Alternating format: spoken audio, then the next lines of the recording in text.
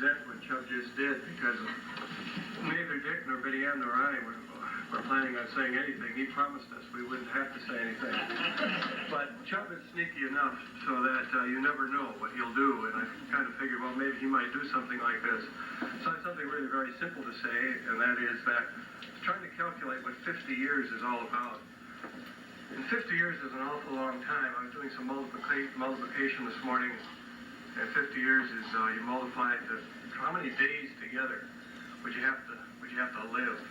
I added that all up, multiplied it, and it came out to 18,250 days of life together. Are you kidding me? 18,250 days together. And they're not all fun days either. If we could do the hours, if we did the minutes, we'd be in the millions, folks. But they have survived those 18,250 despite us. That is, despite the kids. We've given them a hard time, but also I think we've given them some good moments. All I wanted to really say is I don't know a lot of you very well, and I know you from the past. These are familiar faces. I think it's not just the family that has made these 50 years really great years, but I think it's people like yourselves. People like Orville Miller sitting right here. I look at Orville. People like Marion Fromm sitting here. Bob, that came all the way from Michigan. People like Alice Sabota over here, and Ann Sabota over here, and Jack Clossy sitting over here, John Bill back here. And I look around and see Butch Bill standing here, Marge Bowen standing over here, Lynn over here, Beth Hickey sitting here. You people are people that mean so much, really, and all the rest of you, Judy, and Larry Morris, and Pat Sabota came all the way from St. Louis. So when you look out, you see people like this, and I've lived all over many, many large cities. You don't find communities like this, and I think Mom and Dad have given a little bit to this community, but I think all of you have given a great deal to them. Thank you all very, very much. You're lost for words. You put him on the spot, he's still talking. Thanks a lot, Jim. Would it be fair, to let Jim talk and say something without asking Dick to come up here and say just a little something, just off the cuff? I think maybe Dick has something to say.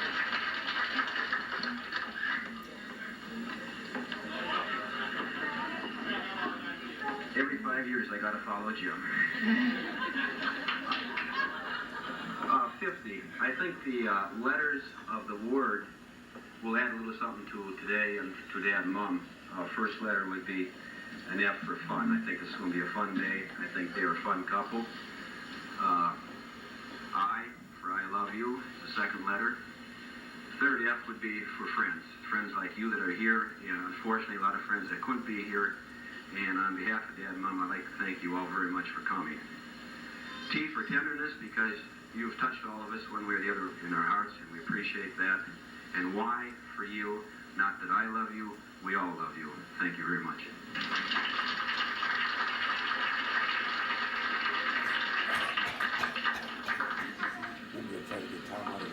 Oh, boy, Dick. He's a deep guy, isn't he? You'd have been with him Thursday night, you wouldn't have thought that.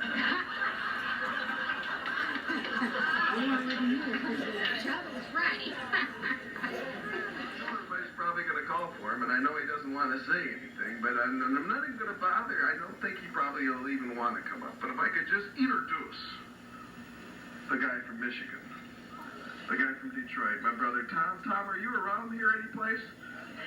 Or would you be in the other room by chance? Hi, Chico, why don't you come on out here and join us?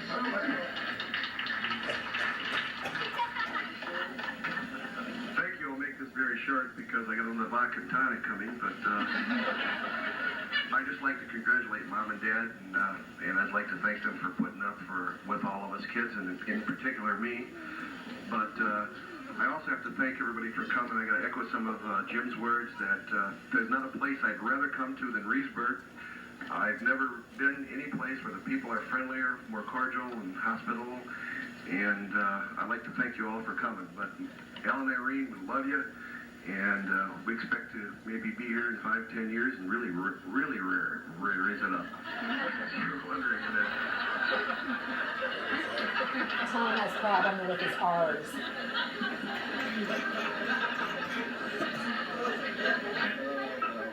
Okay, well, we have a couple more people that just would like to say a little something in the next one, and I think it is in the best interest of all the fine people who married into this family. Now, you talk about the kids themselves, and that's one thing. But when you talk about having to take the middle name, and I mean take it, take it day in and day out, and, all the letters that come to your house that I get all the time, and they're written out to William Albin, and I get them for Bill Chubb, and when you take that name, you take a certain liability, and all these people have done that. And, Mike, you aren't a forgotten guy, Mike Murphy, I'm telling you. Because some of them took their name, you took Betty Ann. We really appreciate it.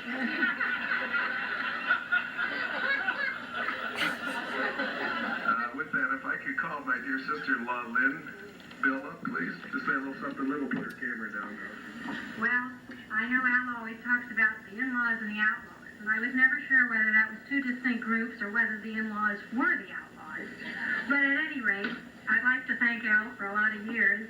We were out yesterday, and Al was talking about Jim's house, and he said, well, it took us a little longer than we expected, but we finally got Jim's house sold. I said, gee, Al, did somebody from Reedsburg go down to Austin and buy Jim's house? He said, no, we just kept praying and praying and praying, and sooner or later we knew we were going to get that house sold.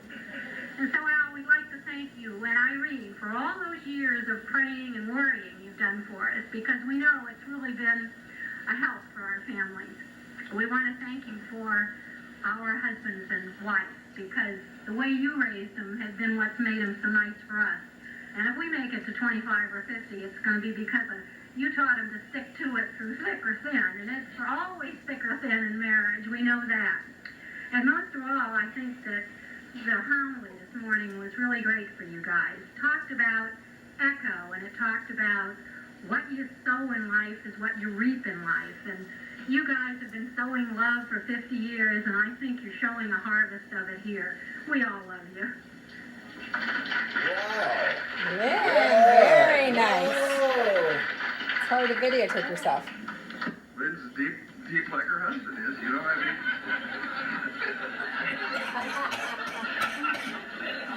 Oh, boy. Well, with that, I have to call for a real important person to come out of the back room there. And I see her, she's sitting there behind me. She was sitting behind me in church today. And I was impressed, Betty Ann, because I think your voice has gotten a lot better than what it used to be. Some people when they were growing up in high school, there used to be, you might be in the choral group. Betty Ann certainly wasn't. And I know that from sitting, like I said, she was in back of me in church, so she was a drum major. So Betty, if you come up here and take the microphone, if you want to do a couple kicks on your way up here, come on up here, please. My sister Betty Ann.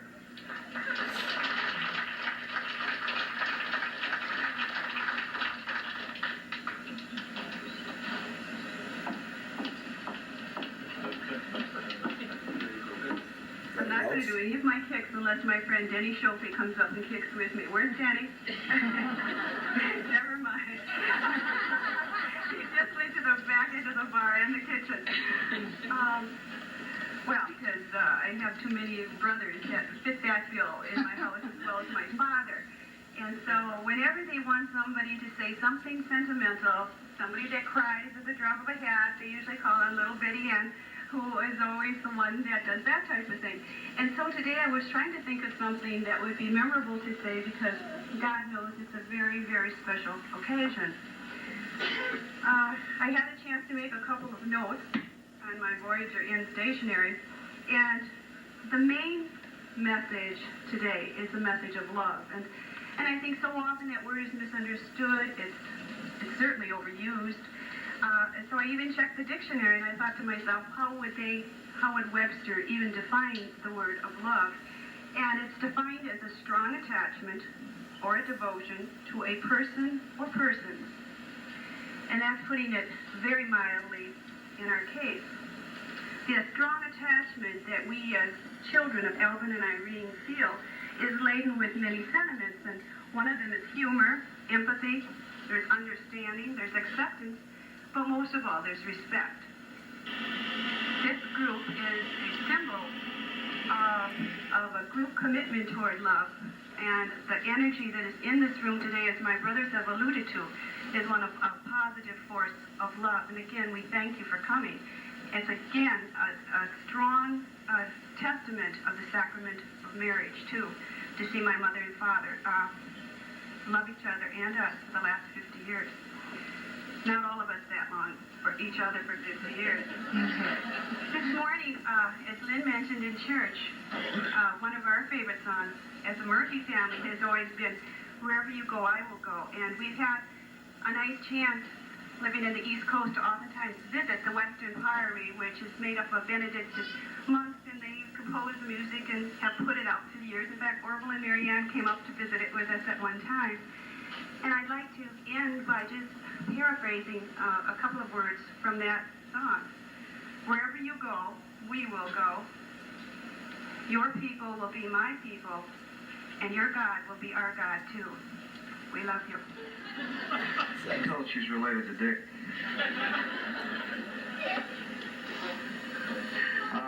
This time, if I could, I'd like to call my dear father up here.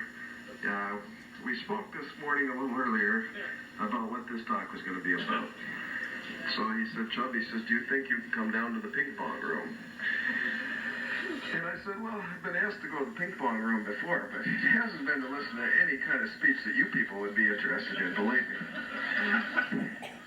So I went to the ping pong room, like the obedient son I am, and I went down, and Dad says, "You can sit right over there." Same old bench that I'd always been asked to sit at. And he said, "Now you tell me if this is okay." So I listened patiently, and at the end of it, he kind of looked up over his glasses like that, and he said, "What do you think of that, Chub?"